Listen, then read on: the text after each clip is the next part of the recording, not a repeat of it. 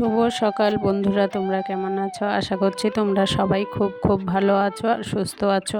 আর আমিও তোমাদের আশীর্বাদ আর ভালোবাসায় ভালো আছি, সুস্থ আছি। আর উত্তর 24 পরগনা জেলার ছোট্ট একটা গ্রাম থেকে আমি প্রীতি আবারও কিন্তু চলে আসলাম নতুন একটা ভিডিও নিয়ে। তা আমার ভিডিওটা যদি তোমাদের একটুকু ভালো লাগে তাহলে অবশ্যই একটা লাইক করো, কমেন্ট করো আর শেয়ার করতে যেন ভুলো না। যেগুলো সকালবেলায় কিন্তু আমি উঠে নিজে আগে ফ্রেশ হয়ে নিয়েছি। ফ্রেশ হয়ে নিয়েই দেখো সংসারের কাজকর্মগুলো শুরু করে দিয়েছি।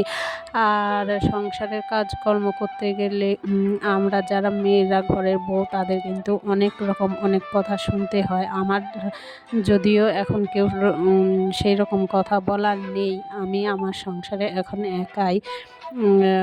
কিন্তু আমি আমার সংসারে একা হলে কি হবে, কিন্তু অনেকেই কিন্তু সংসারে শ্বশুর শাশুড়ি দেওর যা সবাইকে নিয়ে থাকে, তাই না? সেই জন্যেই আমার মনে হলো যে মেয়েদের জন্য সবথেকে তার বড় স্কুল হলো তার শ্বশুরবাড়ি, যেখানে শিক্ষকের অভাব নেই আর শিক্ষারও অভাব নেই। একটা মেয়ের জন্য পুরো পৃথিবীর সাপোর্টের প্রয়োজন হয় না, কিন্তু একটা মেয়ের জন্য একমাত্র নিজের স্বামী সাপোর্টই যথেষ্ট।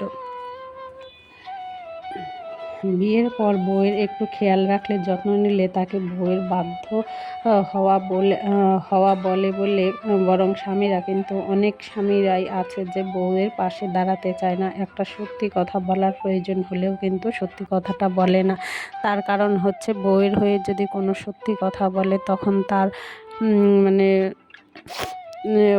সেই স্বামীর হচ্ছে তার হচ্ছে মা বাবা ভাই বোন তাদের কাছে অনেক রকম কথা শুনতে হয় বলে সে কিন্তু কথাটা বলে না। আর এর থেকেও একটা বড় সত্যি কথা হলো যে যদি সে তোমার হয়ে কথা বলে, সে কোনো দিনও তোমার হয়ে কথা বলবে না, সেইটা তোমার আশা করাও উচিত না। কেননা তারা তাদের পরিবারের লোকজনকে ছাড়া আর কখনো তোমাকে বেশি ভালোবাসবে না। সেই জন্যেই বলি যে একটা স্বামীর সাপোর্টের খুব প্রয়োজন। স্বামী যদি ভালো হয় তখন তুমি সব করতে পারবে। আর সেই জন্যেই হচ্ছে শ্বশুরবাড়িটা একটা স্কুল বলে আমার মনে হয়। স্ত্রীকে কষ্ট দেওয়া দেখেও স্বামী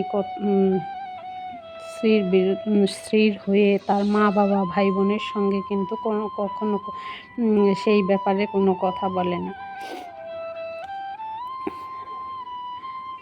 বিয়ের পর মেয়েদের ফোনের কল লিস্টে কিন্তু প্রতিদিন একটাই নাম্বার থাকে, সেটা হলো মায়ের নাম্বার। আর অনেক শ্বশুরবাড়িতেই আছে যে মায়ের সঙ্গে কথা বললেও বা ভাই বোন বাবা মার সঙ্গে কথা বললে সেই ফোনটা নিয়েও কিন্তু অনেক সময় শ্বশুরবাড়িতে একটা মেয়ের অনেক রকম কথা হয়। মনে করে তারা সেই মা বাবা ভাই বোন মনে হয় মেয়েকে যুক্তি বুদ্ধি দিচ্ছে যে এদের সংসারে কোনো কিছু মানে শ্বশুর শাশুড়ির বিরুদ্ধে কিছু করার জন্যে, স্বামীর বিরুদ্ধে কিছু করার জন্যে, কিন্তু আদৌ কিন্তু না।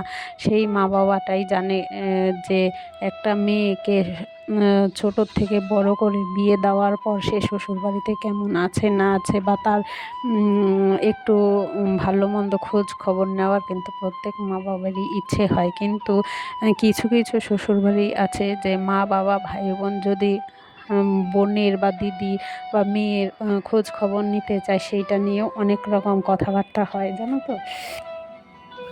আর বাড়ির বউ তখনই লক্ষ্মী হয় যখন সে চোখ থাকতে অন্ধ আর মুখ থাকতে বোবা হয়। একটা মেয়ের জীবনের সবচেয়ে বড় উপহার হলো একজন কেয়ারিং হাজব্যান্ড।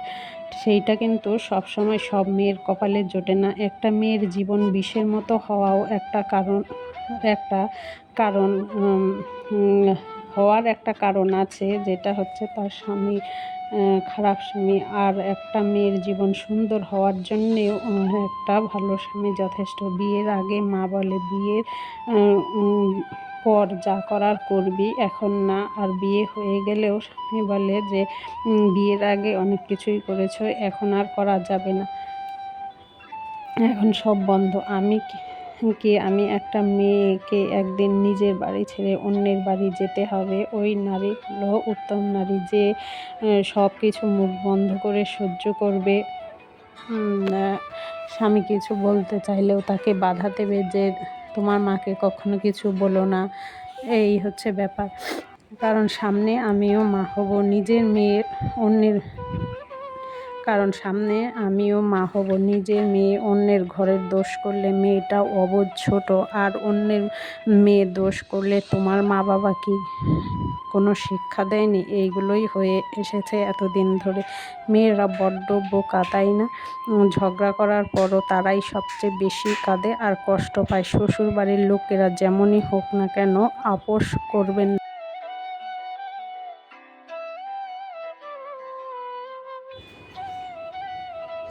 কিন্তু যে মেয়ের স্বামী ভালো হয় সে নিজেকে ভাগ্যবতী বলে মনে করবেন। কারণ সব মেয়েদের কপালে ভালো স্বামী জোটে না। মেয়েদের জীবনটা একটা ভাসমান নৌকার মতো, কোথাও স্থায়ীভাবে কিন্তু থাকে না। কখনো বাবার বাড়িতে, আবার কখনো শ্বশুর বাড়িতে, কখনো বৃদ্ধ বয়সের সন্তানের বাড়িতে। জীবনের শেষ নিঃশ্বাস ত্যাগ করতে হয়। মেয়েদের সারা জীবন উৎসর্গ করে যেতে হয়। মেয়েরা কাঁদে কখনো নিজের জন্য, আবার কখনো মা বাবার জন্য, কখনো ভাই বোনের জন্য। মেয়েরা ভালো থাকতে চায় নিজেদের প্রিয় মানুষগুলোর জন্য। মেয়েদের জীবনের বড়ই অদ্ভুত। মেনে নিতে নিতে আর মানিয়ে নিয়ে চলতে চলতেই জীবন শেষ হয়ে যায়। কি অদ্ভুত, তাই না? মেয়েদের জীবন। বিয়ের পর সবাই শুধু জানতে চায় মেয়ের বাপের বাড়ির থেকে কি কি দিয়েছে, কিন্তু এই কথা কেউ কখনো জানতে চায় না যে মেয়েটি বাপের বাড়িতে কি ছেড়ে এসেছে। মেয়েরা আসলে লোভী, তার কারণ হচ্ছে তারা ভালোবাসার কাঙ্গাল। মেয়েরা সত্যিই স্বার্থপর, কারণ মেয়েরা তার ভালোবাসাকে কারোর সাথে শেয়ার করতে চায় না। যাই হোক, অনেক কিছুই বলে ফেললাম। তবে যাই হোক, তোমাদের সঙ্গে কথা বলতে বলতে কিন্তু আমার সংসারের অনেক কাজকর্মই হয়ে গেছে।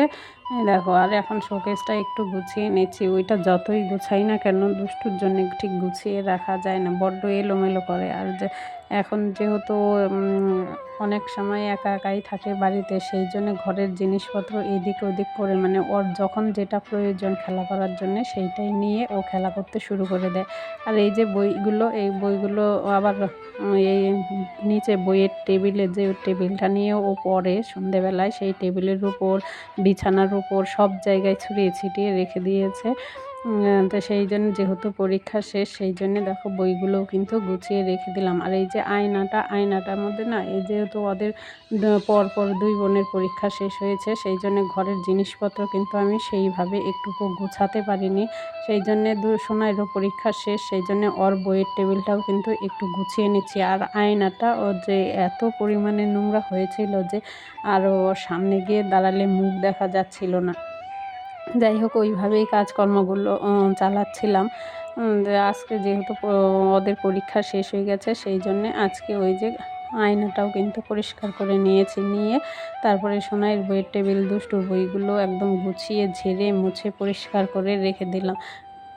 আর এইদিকে হারমোনিয়ামের টেবিলটার উপরেও দেখো বই খাতা সব সময়, মানে হাতের কাছে যখন যা পায় তখন সেই ওইটার উপরে চাপিয়ে রাখে। তাই এইটাও একটু ঝেড়ে মুছে পরিষ্কার করে নেব। অনেক কদিনই ঝাড়া পোছা কাজগুলো করতে পারিনি। ওই যে দুজনের পরীক্ষা, তারপরে আমারও হচ্ছে ঘরে বাইরের সমস্ত কাজকর্মগুলোই করতে হয়, সেই জন্যে সে ঠিকঠাক সময় পাচ্ছিলাম না। সেই জন্যে এখন এই কাজকর্মগুলো